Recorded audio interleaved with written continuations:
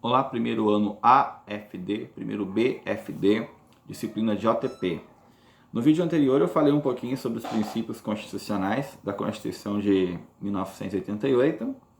Afinal, para falar sobre educação no Brasil atual, eu necessariamente terei de olhar para a Constituição. Então, eu vou continuar nesse vídeo, né? É o vídeo 5 que eu estou fazendo dessa disciplina, uma grande revisão. E vou avançar um pouquinho sobre a Constituição de 88. Vou deixar um documento para vocês especificando os artigos mais importantes ali. Pouca coisa, fiz um resumo bem bacana.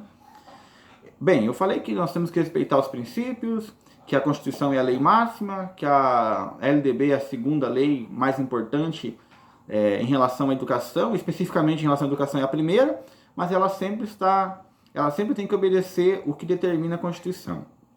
Até o artigo 3º eu falei sobre alguns princípios que não podem ser violados na prática educativa, no dia a dia. E hoje eu vou falar um pouquinho sobre os direitos fundamentais, direitos e deveres fundamentais que também estão presentes de modo implícito, de modo indireto, em seu trabalho enquanto professor, enquanto aluno, enquanto professor, nessa relação que existe no ambiente escolar. Ali no título 2, né, capítulo 5, tá? Eu vou mandar para vocês essa apostila que eu estou acompanhando aqui. E o artigo 5 fala que todos são iguais perante a lei, sem distinção de qualquer natureza, garantindo seus brasileiros, né, enfim, os plenos direitos. O inciso 1º fala que homens e mulheres são iguais em direitos e obrigações, nos termos dessa Constituição. Então, quando nós falamos em relação não é obrigação, quando nós ensinamos no dia a dia, quase todo professor faz isso, né? Não é obrigação só da mulher fazer tal coisa, não é obrigação somente do homem fazer tal coisa, não existe atividade de homem e de mulher. Não é uma posição de pensamento que ela surge do nada na cabeça de um maluco. É simplesmente a efetivação do que está disposto no texto constitucional, a saber, artigo 5º, inciso 1º.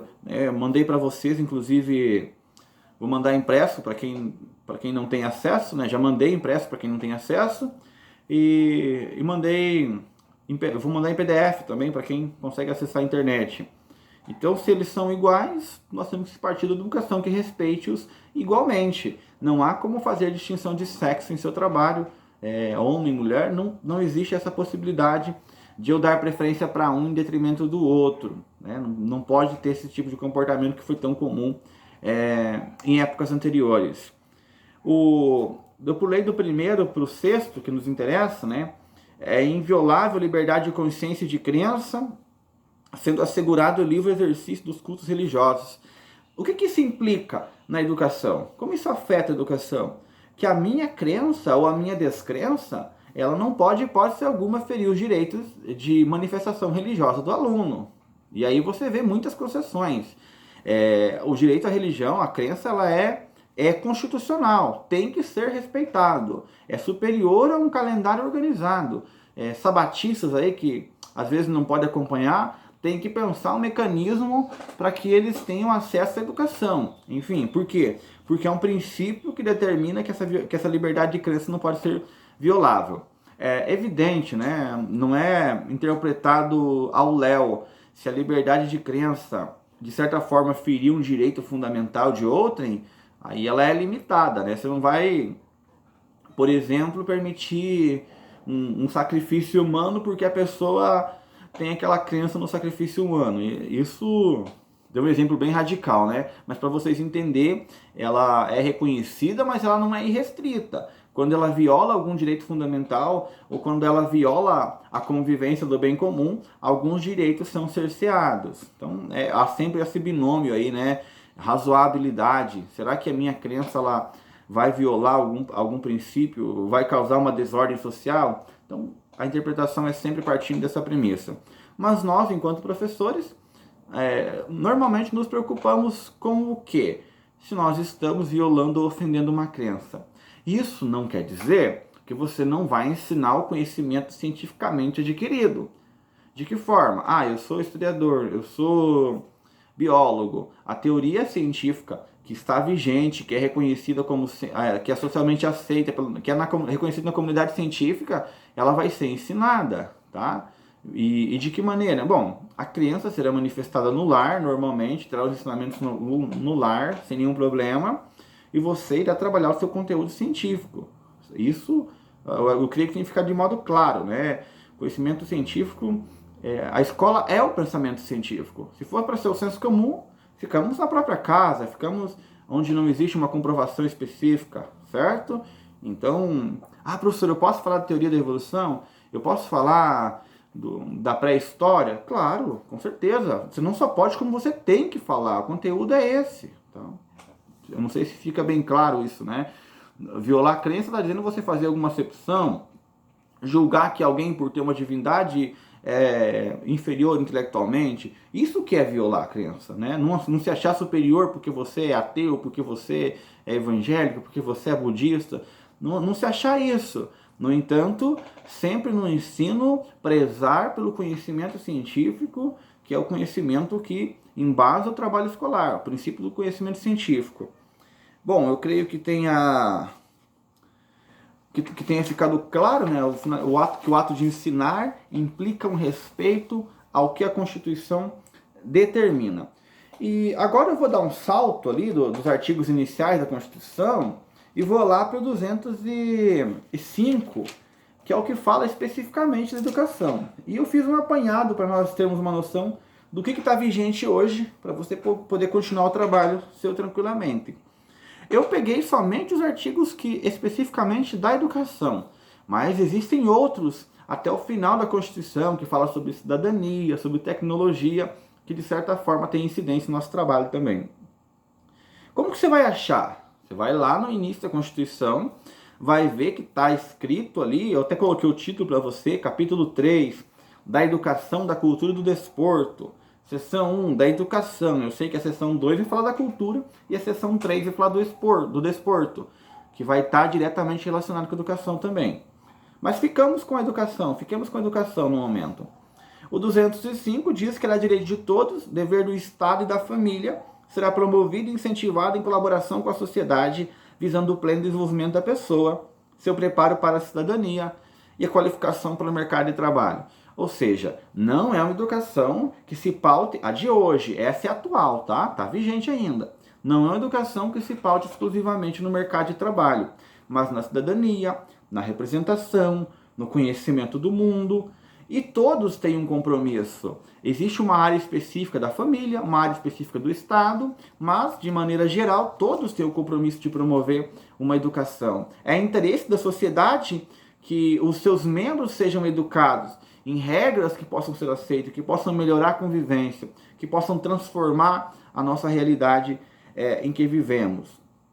E ali as bases do ensino, que também podem ser vistas como princípios constitucionais. O ensino será ministrado na base dos seguintes princípios. Você viu que aqui está bem claro? O primeiro, igualdade de condições, acesso e permanência, ou seja, se a pessoa mora longe, tem que ser disponibilizado no transporte. Liberdade de aprender, ensinar e pesquisar, expor o pensamento, né? Pluralismo de ideia, ou seja, não é só a minha opinião que vale, existem mais opiniões, várias correntes pedagógicas, não posso adotar uma só.